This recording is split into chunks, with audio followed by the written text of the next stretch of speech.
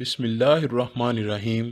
نبی کریم صلی اللہ علیہ وآلہ وسلم کی تمام ازواج مطہرات ہی اپنی اپنی جگہ عظمت و بزرگی رکھتی ہیں، لیکن اللہ تعالیٰ نے حضرت عائشہ صدیقہ رضی اللہ تعالیٰ عنہا کو اللہ نے خاص فضیلتوں کا جامعہ بنایا۔ حضرت عائشہ اعلان نبوت کے چوتھے سال پیدا ہوئی اور پیدائشی مسلمان ہونے کا شرف حاصل ہوا، یعنی آپ وہ ہستی ہیں جن کے کانوں نے کبھی کفر و شرک کی آواز تک نہیں سنی۔ حضرت عمر بن زبیر رضی اللہ تعالیٰ عنہ کا قول ہے کہ میں نے قرآن و حدیث، فقہ و تاریخ، علم الانساب میں ام المؤمنین حضرت عائشہ سے بڑھ کر کسی کو نہیں دیکھا۔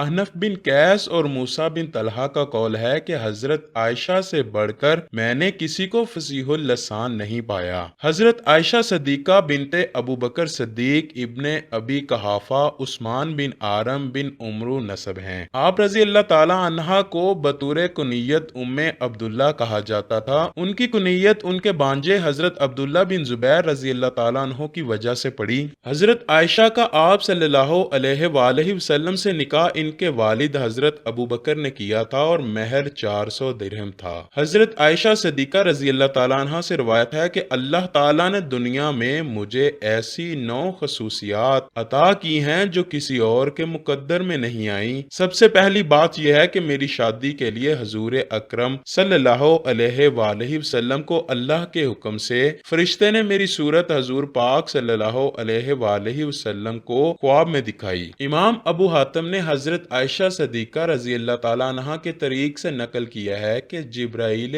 امین میری تصویر ریشم کے کپڑے میں رکھ کر نبی پاک کے پاس لائے اور فرمایا یہ دنیا و آخرت میں تمہاری بیوی ہے۔ امام ترمذی روایت کرتے ہیں کہ نبی کریم نے فرمایا جبرائیل امین میرے پاس آئے اور فرمایا کہ اللہ تعالیٰ نے آپ کی شادی ابو بکر کی بیٹی سے کر دی ہے، اور ان کے ہاتھ میں عائشہ کی تصویر تھی۔ جب میں 7 برس کی تھی تو آپ صلی اللہ علیہ وآلہ وسلم نے مجھ سے نکاح کیا۔ جب میں 9 برس کی ہوئی تو رخصتی ہوئی، میرے سوا کوئی کنواری بیوی آپ کی خدمت میں نہ تھی۔ آپ صلی اللہ علیہ وآلہ وسلم جب میرے بستر پر ہوتے تب بھی وہی آتی تھی۔ میں آپ کی محبوب ترین بیوی تھی۔ میری شان میں قرآن کی آیتیں اتریں۔ میں نے جبرائیل علیہ السلام کو اپنی آنکھوں سے دیکھا۔ آپ صلی اللہ علیہ وآلہ وسلم نے جب وفات پائی تو آپ میرے سینے اور گلے کے درمیان ٹیک لگائے ہوئے تھے۔ نبی کریم کی تدفین میرے ہی مکان میں ہوئی۔ نبی کریم صلی اللہ علیہ وآلہ وسلم نے میرے علاوہ کسی ایسی خاتون سے نکاح نہ فرمایا جس کے والدین مہاجر ہوں۔ غزوات میں حضرت عائشہ صدیقہ رضی اللہ تعالیٰ عنہ کی شرکت کا پتہ چلتا ہے۔ صحیح بخاری میں حضرت انس رضی اللہ تعالیٰ عنہ سے منقول ہے کہ میں نے حضرت عائشہ صدیقہ اور حضرت ام سلیم رضی اللہ تعالیٰ عنہ کو دیکھا کہ مشک بھر بھر کر لاتی اور زخمیوں کو پانی پلاتی تھی۔ ام المؤمنین حضرت عائشہ صدیقہ رضی اللہ تعالی عنہا کو علمی صداقت اور احادیث روایت کرنے کے حوالے سے دیانت و ایمانت میں امتیاز حاصل تھا۔ عائشہ صدیقہ رضی اللہ تعالی عنہا کا حافظہ بہت قوی تھا، جس کی وجہ سے وہ حدیث نبوی کے حوالے سے صحابہ کرام کے لیے بڑی اہم بن چکی تھی۔ حضرت عائشہ صدیقہ رضی اللہ تعالی عنہا حدیث حفظ کرنے اور فتویٰ دینے کے اعتبار سے صحابہ کرام سے بڑھ کر تھیں۔ حضرت عائشہ صدیقہ نے 2210 احادیث روایت کرنے کی سعادت حاصل کی، اور دور نبوی کی کوئی خاتون ایسی نہیں جس نے حضرت عائشہ رضی اللہ تعالی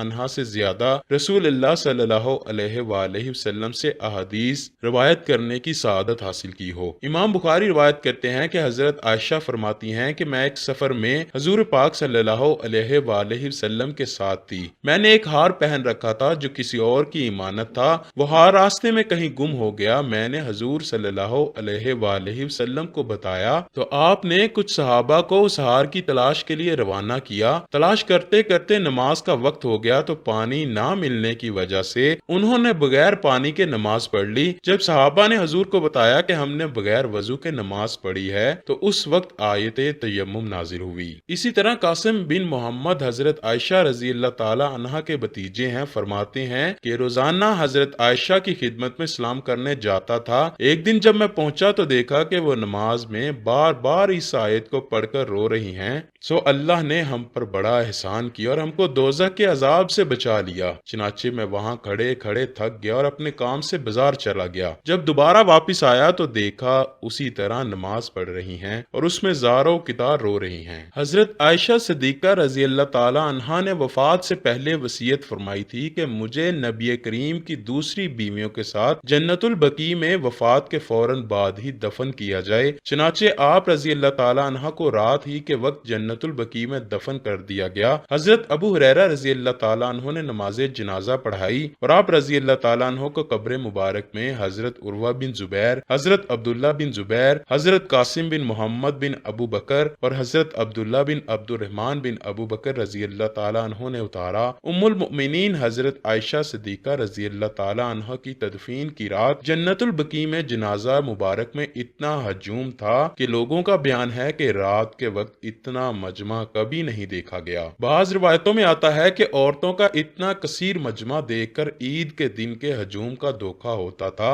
ام المؤمنین حضرت عائشہ صدیقہ رضی اللہ تعالی عنہ عمر میں نبی کریم کی دوسری بیویوں میں سے سب سے چھوٹی تھیں، مگر علم و فضل، زہد و تقوی، سخاوت و شجاعت، عبادت و ریاضت میں سب سے بڑھ کر ہوئی۔ اللہ کریم سے دعا ہے کہ ہمیں نیک اعمال کرنے اور برائیوں سے دور رہنے کی توفیق عطا فرمائے۔